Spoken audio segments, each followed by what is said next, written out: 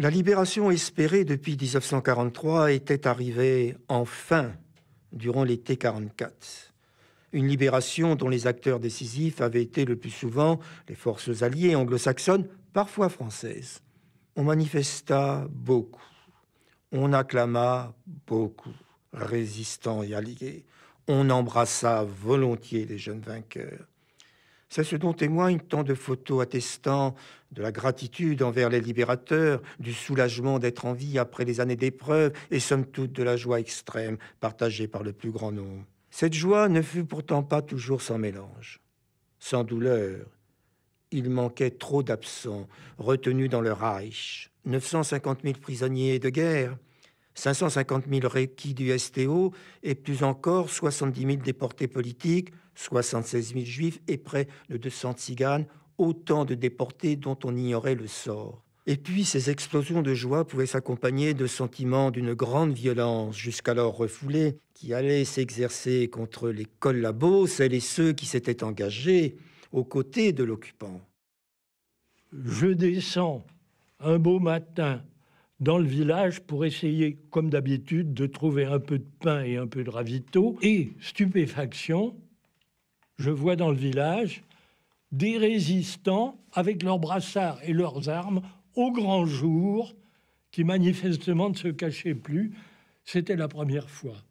Alors là, en quelques secondes, je comprends, ça y est, c'est la libération. J'ai entendu des gens qui s'interpellaient dans la rue, dans mon quartier, et qui disaient on est libérés. Donc les gens sont descendus dans les rues, ont commencé par acclamer les résistants qui arrivaient. C'était chaleureux, hein.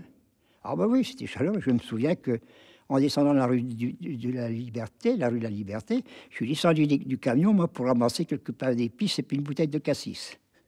Alors j'ai dit aux copains, on va pouvoir boire une bonne bouteille de cassis ce soir. Et c'est ce qui s'est passé. Et puis on a vu arriver le premier char américain, avec une énorme meule de gruyère sur le devant du char, et des Américains joyeux et hilars.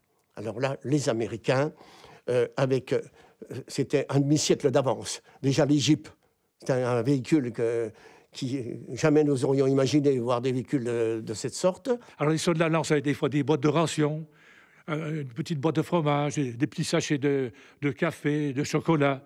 On avait perdu le goût depuis très longtemps. C'était très bon, ça.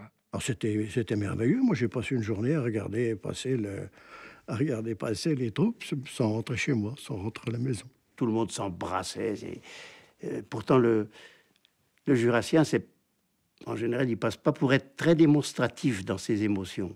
Mais alors là, ça explosait, quoi. Bien sûr que tout le monde était heureux, hein. Et on a vu beaucoup plus de maquisards qu'il y en avait en réalité, parce que tout le monde s'était déguisé avec des brassards, hein. C'était la joie, qui a été un peu ternie malheureusement par des épisodes de tontes de dames qui avaient collaboré, c'est un grand mot, avec les Allemands. Mon père a essayé de s'interposer, il n'a pas été suivi dans sa demande, et on est obligé de quitter la fête, perturbé par ces tontes qui, évidemment, ne correspondaient pas aux idées de mon père.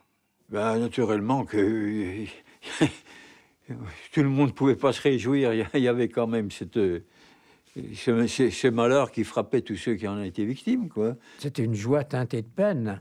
La peine de tous ceux qui sont restés, la peine de nos copains dont on n'avait plus de nouvelles. Bon, on peut pas être joyeux quand on pense à eux. Ça nous a fait comprendre en 2 jours qu'on avait vécu quand même des moments assez tragiques, quand même.